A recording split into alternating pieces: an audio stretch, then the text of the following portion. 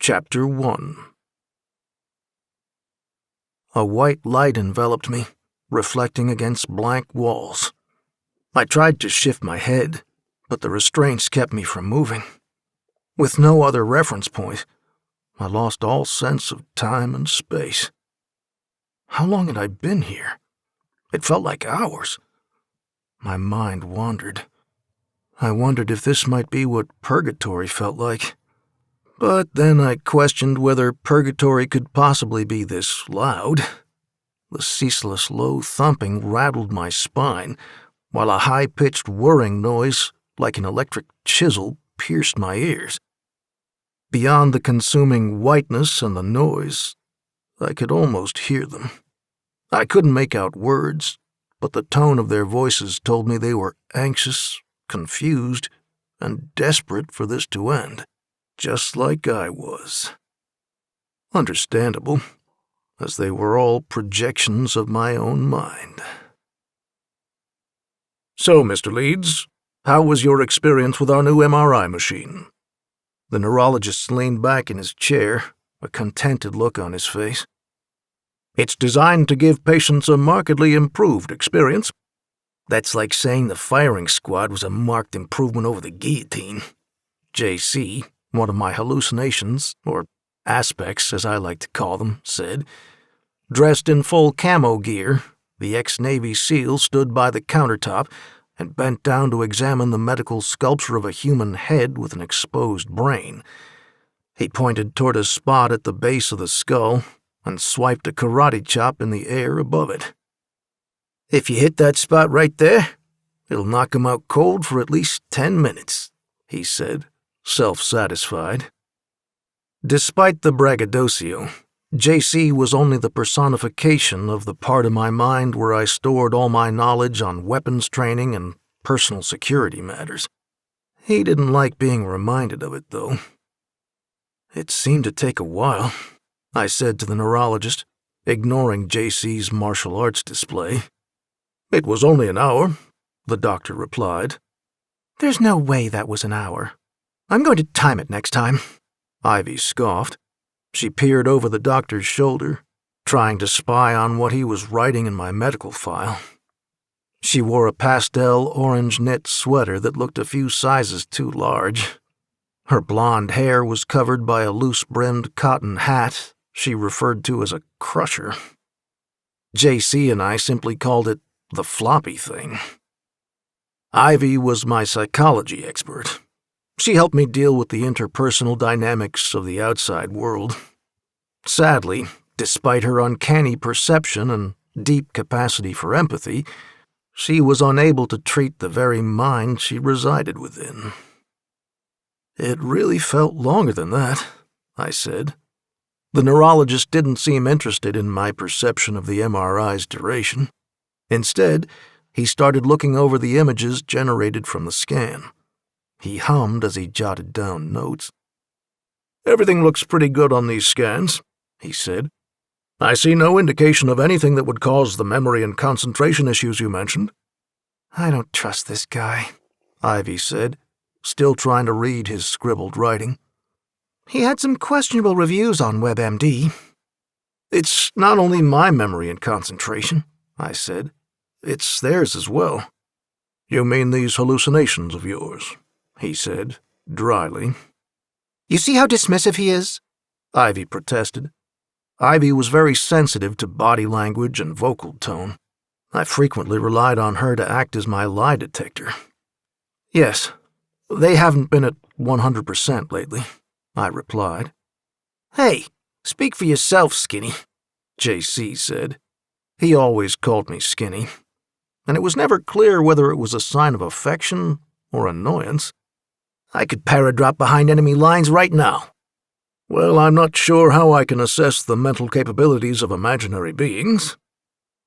I was starting to think Ivy was right. Maybe I should see a different doctor.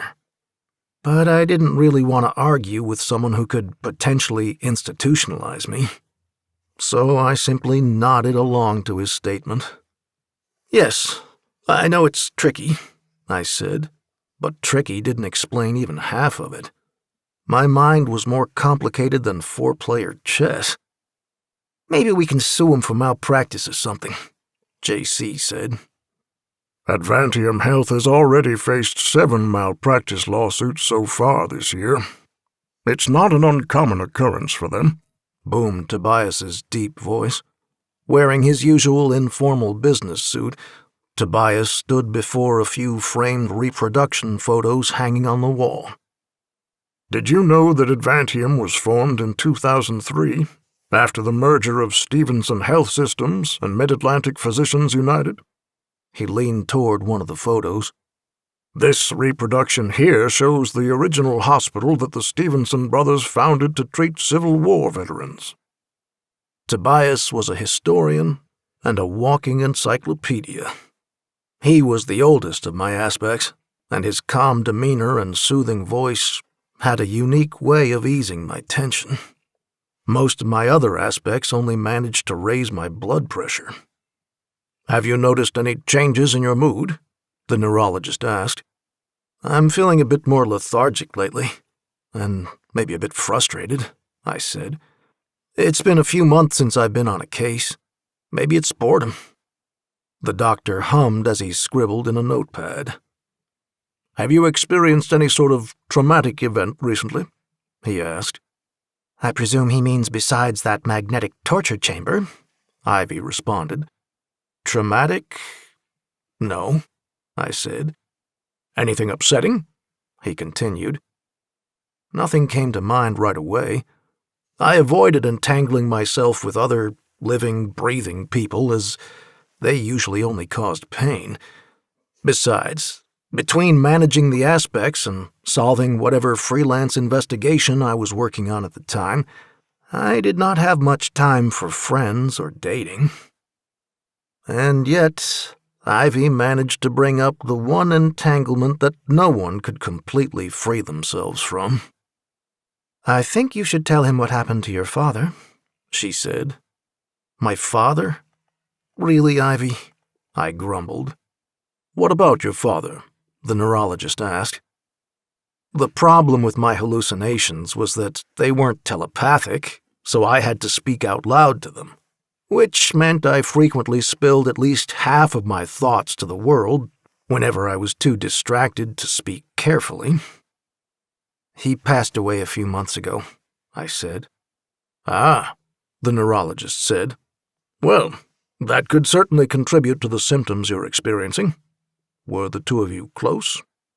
I shook my head. I hadn't seen him in over 20 years. Was all he said as he jotted down more notes. And so you don't view his passing as something that has negatively affected you? You didn't know my father, I said, once more shaking my head. How sad should I feel about a man who tried to use his teenage son as his get-rich-quick scheme rather than getting him the proper treatment for his mental health issues? So you blame your father for your condition? No. If I did blame him for anything, I'd blame him for caring more about what my condition could do for him than what it did to me, I said, then paused, collecting my thoughts. It's really not a big issue, I continued. I emancipated myself at 16 and never looked back. He's only my father in the most basic biological sense. So, no, I wouldn't call his death traumatic, I said forcefully. The neurologist hummed again and continued writing on his notepad. I breathed in deeply and tried to calm myself. Ivy walked from behind the doctor to stand beside me. She put her arm around my shoulder and squeezed comfortingly. I know your father didn't treat you well, she said. It's always unfortunate when parents don't act in their child's best interest. Nevertheless, she continued, we don't entirely get to choose which people and which events affect us. You may be experiencing mild depression due to feelings of repressed grief. You may not have felt much love for him, but that doesn't mean you wouldn't feel sad about his passing. I knew she possessed expertise in psychology, but her words did not correlate with how I was feeling. Trying to take my mind off her assessment, I turned back to the doctor. Is there anything you can suggest for my reduced energy and memory issues? I'd suggest you speak with a therapist, the doctor said. I thought about telling him that the last thing I wanted was to spend an hour discussing my father, and that this appointment had been a colossal waste of time. Instead, I simply said, I'll think about it. Although I was thankful that there was nothing abnormal in my MRI scans, I still couldn't help but feel downbeat on the drive home. I could barely look my aspects in the eye, and I sat in silence while Wilson, my butler, and the closest thing I had to a living, breathing friend, drove. I was looking for something to take my mind off the discussion with the neurologist when Ngozi called, asking me to buy more hand sanitizer. She was my forensics expert aspect and a debilitating germaphobe. Breaking the silence, I asked Wilson to stop at the nearby pharmacy. He waited in the limousine while I went inside. When I climbed back into the limo, I placed the full bag by my feet. Then Wilson drove off, watching me slump back into my seat in the rearview mirror. Soon we arrived back at the mansion I called home. Wilson asked if he could take the shopping bag, so I handed it to him and continued walking. He looked inside. More hand sanitizer, Master Leeds? Wilson asked. I paused. Though I understood the aspects weren't real, at least not in the corporeal sense, I couldn't shake the unfortunate habit of shopping for 48 roommates. However strange it sounds, surrounding my imagined aspects with actual items made it easier for me to maintain the system that safeguarded my sanity. Ngozi said we were running low, I explained to Wilson. I don't mean to doubt her intentions, but I'm not sure the aspects are totally reliable when it comes to our supply inventory. How so? Perhaps you should accompany me to the storage room and see for yourself, sir. Wilson wasn't usually this coy. Though always proper and courteous, he had no problem telling me the stark truth. That's why he was the one real person I trusted. My abilities had afforded me a lot of adventure and more money than I could ever spend. But as I gained more prominence, it became harder and harder to know if a new acquaintance was more interested in me or what I could do for them. It started to feel like every social gathering ended in multiple film rights pitches or research study proposals. At least I knew Wilson didn't expect anything from me, other than the salary I paid him, of course. Wilson led me down a long corridor that went past the kitchen, a bathroom I never used, and a laundry room I never entered. Wilson stopped at the end of the corridor. He paused before opening the doors, a solemn look on his face. I apologize in advance, Master Leeds. I've tried my best, but at some point there's too much to manage. He opened the doors and revealed a high-ceilinged storage room that extended at least 30 feet deep. There were rows of shelves that reached almost 10 feet high, overflowing with canned and dried food, pallets of water, paper goods, cleaning supplies, old pieces of furniture, computers and TVs from the early 2000s, and countless other items I had no recollection of ever owning. It looked like an apocalypse prepper's bunker combined with a poorly run Costco. I don't understand. When did I get all this stuff? Day by day, year by year. Well, at least the rest of the house isn't such a mess, I said. I wouldn't be so sure, Master Leeds. When was the last time you really examined any of the aspects' rooms? Well, I guess I thought that was your job. I'm happy to fulfill a number of roles, but I only have 2 hands and so many hours. I nodded, feeling bad for taking his dedication for granted. You're right, Wilson. I shouldn't expect so much from you. I sighed, not looking forward to what was coming next. I suppose it's time the aspects and I did some spring cleaning. I called my aspects into the white room, the one place where I could manage, mentally and physically, to sit with all of them at once. The room itself was soundproofed and painted a calm, smooth, matte white. It was designed to allow me to focus on nothing but the dozens of imaginary aspects who came streaming in through the double doors. Once everyone was inside, I told them it was past time to conduct a detailed inventory of the items they owned and clear out the unnecessary ones. Their reactions were, as I predicted, varied. Ivy and Tobias, two of my more sensible aspects, took up the order with a mature sense of responsibility. Kalyani, a linguist and likely my most courteous aspect, thought it a wonderful opportunity for her and her husband Rahul to go through all their old wedding presents and finally donate some of their unused china to Goodwill.